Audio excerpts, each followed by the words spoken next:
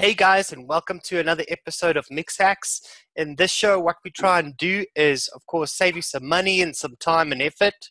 And as you know, by clicking on this video, we're talking about steeping today. We're not going to try and break any myths about steeping. Today's show is just going to be about what methods we use and why we use them.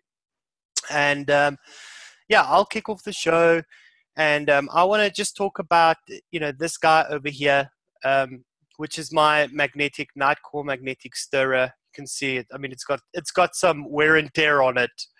I use it literally about 3 to 4 times a week. But what I want to talk about is originally why I decided to do this. I was quite happy with just working out a schedule, having 5 or 6 recipes that I like in a rotation, and just making sure that you're replenishing your stock the whole time and mixing up enough for you to vape. That was going fine. But as my interest grew in DIY and as I started playing around with developing, I started realizing that if I want to develop something, I have to wait quite a long time before I can really test. I can test it all the way through its development, which is fine. I can put the notes down. But then, in 6 days' time, if I'm looking at a fruit, I only get my final feedback loop in 6 days' time.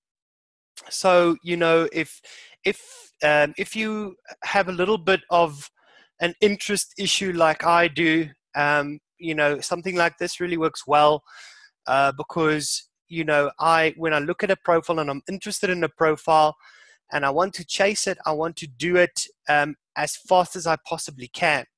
And what I mean by that is fast feedback loops. So the magnetic stirrer, I use it to get not a completely fully steeped product, but I use it to give me a good indication if something is working or not.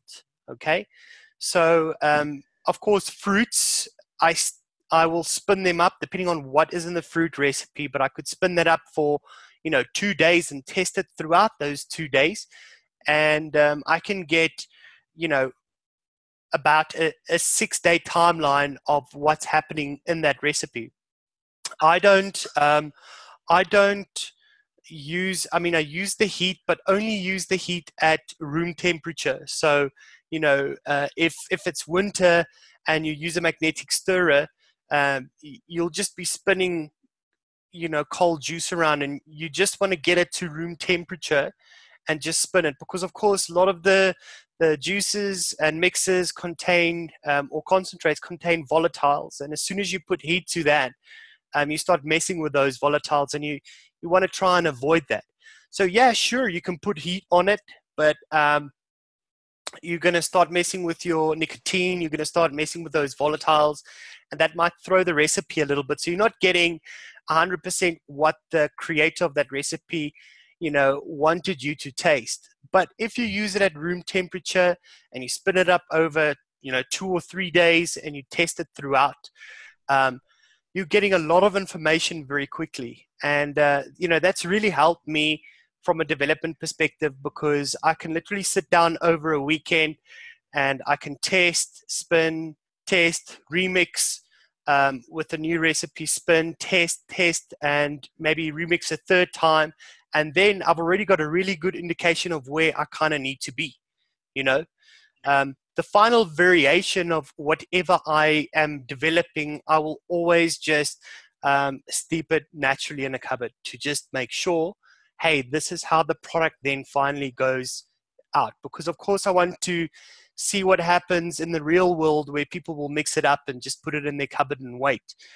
But so far, and I've been using this for about a year now, it really has helped me from a development perspective.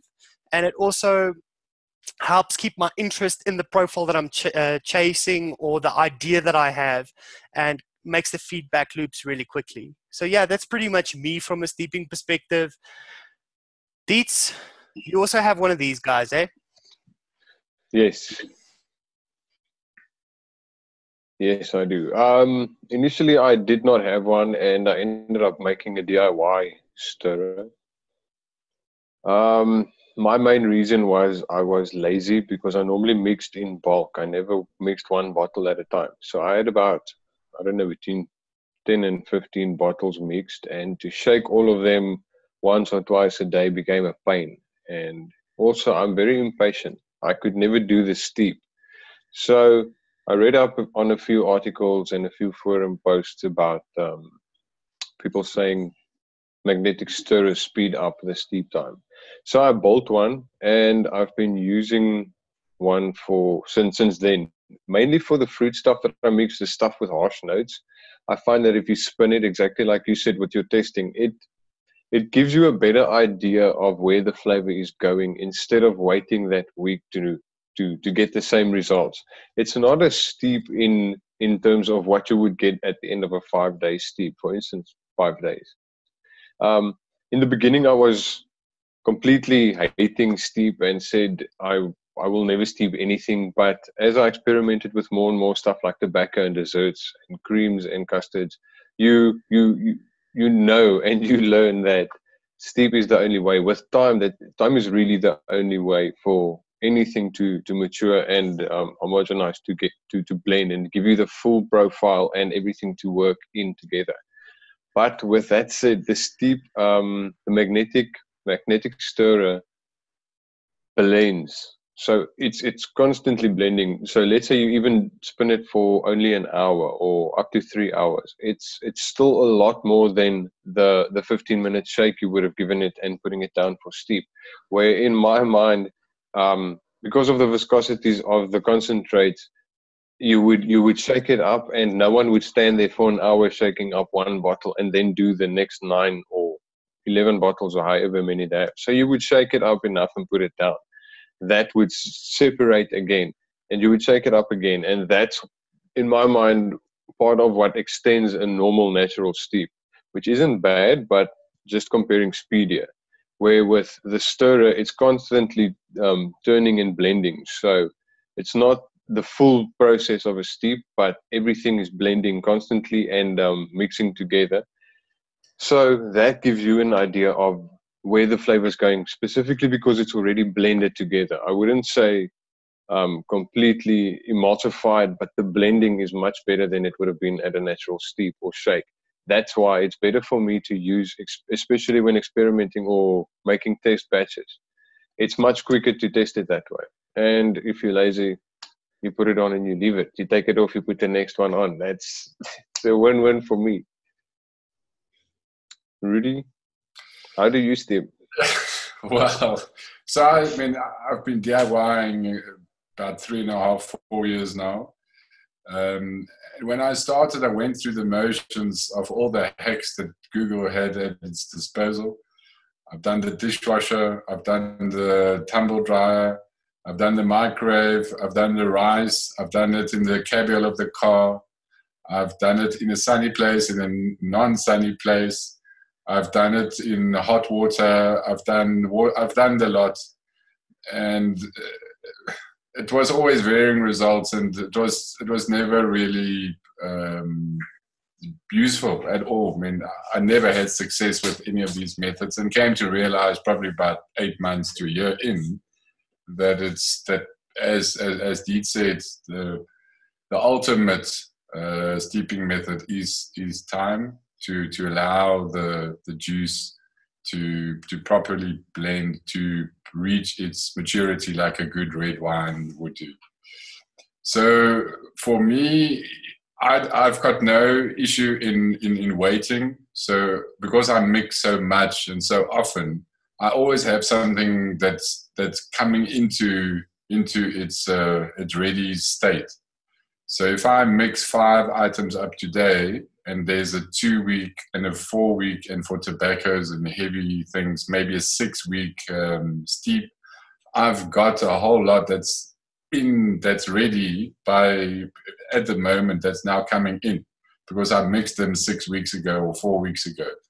So I never have a shortage. In my development of a recipe would entail making 2 or 3 versions of the same and letting it steep, and then I just play and let time take its it's coarse. I've looked at a magnetic stirrer, and I've put it in my basket, out my basket, in my basket, out my basket, and I've never pulled the trigger. So maybe this Christmas I'll get one. And I don't mix big batches, so I only mix 2 recipes in big batches, so either 500 or a liter, and the rest are all 30 mils and 60 mils at most. And I'm not sure if a magnetic stirrer is suitable to do a 30 mil or a 60 mil batch. I think it's probably too small. So for larger batches, 100%, so 100 mil upwards, to use the magnetic stirrer with pleasure. But for me, I don't vape the same juice repetitively. So I'm never going to make 50 mil batches every day. So I go through maybe 10 or so different types of juices a day. So I vary my day. I never have one day with 1 or 2 juices only. So so I constantly try new recipes, and to do 30 mils for me, it's not going to work out there. But for my staples, definitely it's an investment, and I understand the benefits. But for me at this stage, time is king. Yeah, 100%. I mean, this one here is I mean, this is not a what do you call it? Like a lab grade magnetic stirrer. The lab grade ones, you'll mix up big batches quite easily with. But I found this little one, this Nightcore one, anything more than about 30 mils, it doesn't work that lacquer. And as soon as you start adding, a bigger stirrer bar, I've got a couple of stirrer bars here. This is the biggest one that I bought, and you can see it's not even that big. I think this is about a 3 centimeter one. Right, it kind of works, but it starts spinning the machine. You can hear the machine is struggling like a little bit. So, the smaller stir bars work better with smaller batches of juice. So that it works. The lab grade ones is also very expensive. But yeah, so how many milliliters would you? How big a batch would you traditionally do on that small magnetic stirrer then? At 50 mil, 60 mil, 100 mil? I've got a small little magnetic stirrer bar that fits in this 10 mil bottle, right? And it spins this little mixer up perfectly, and okay. Of course, when I'm using, that's another thing, when I'm using HDPE, like this here, I don't put any heat on it. If you're using something like this here, you'll see the little stir bar in there. If you're using something like this here, which is PET, you can put it on room temperature. It's quite fine, actually. How do you get the stir bar out? Oh, you've got this little tool here. It's just a little magnet thing. Okay. Okay. So let me quickly show you. But you just take it out, right? And you just okay. Yeah. Okay, gotcha. So, sorry. No, carry on. I saw the Nightcore at a friend's place, and I also saw that it doesn't really work well with anything if it's higher than 70-30 VG, more than 60 to 100 mils, then it struggles. So when I built mine, there was many versions of it using every PC venting fan my PC had in. I stripped out and made various versions and burnt out every fan and ended up buying a bunch of electronic components. I bought a DC motor, a speed control, and I used a small little ice cream tin, framed the motor in there. Now, my version also uses rare earth magnets, neodymium magnets. So the stir bar doesn't shoot off and it doesn't struggle, and I can mix up to 500 ml with no issues. in one go. Not that I mix that much. I think at most I normally mix 100 ml batches. So with 100 ml and with what I need, it runs perfectly. And it's really not with the potentiometer on it. It's normally set to about 10 to 15%. Nice. It works very well. Because of the DC motor, it's very strong and the magnets turn the bar very well. So have you got the stirrer there close to you or not, Dietz? no, I was actually checking. I don't think I have it here. Ah, shucks. Okay. But we can put some pictures up. I mean, I can give you some pictures of it. Okay, brilliant. It's a very ghetto DIY project. So it's made from scrap parts. It was supposed to be at zero cost. I wanted to make one with as little, well, with everything I could find around me. Obviously, I needed something stronger every time, so I had to buy one decent motor and a speed control for it at some point, which was also very cheap considering the price of a night core or net core mixer. Yeah, absolutely, guys. Do you guys want? There's just one more thing that I wanted to add. You know, I struggle with. I mean, in our family, there's arthritis. And, you know, I've started developing a little bit of gout issues, you know, in my wrists and my fingers. And, you know, when I was shaking mixers up, that shaking action, it was actually, you know, it hurts. And I didn't really consider that. But when I bought the Nightcore mixer, of course, all of that goes away. So if you are somebody that struggles with arthritis or with gout issues, then this is definitely something you need to get because it takes that pain and problem away. Yes. No, nice. Cool, man. Is there anything else you guys want to add on steeping? No, I'm good. Cool. So guys, if you are using another method of steeping, of course, we didn't discuss all the methods here, but if you're using something and you've had some good results with it, please leave those comments down below. If we've missed anything in the show that you want to add about the magnetic stirrer or about steeping itself that we didn't cover, leave those in the comments below. But thank you so much for watching the show, guys. Cheers. Cheers. Cheers.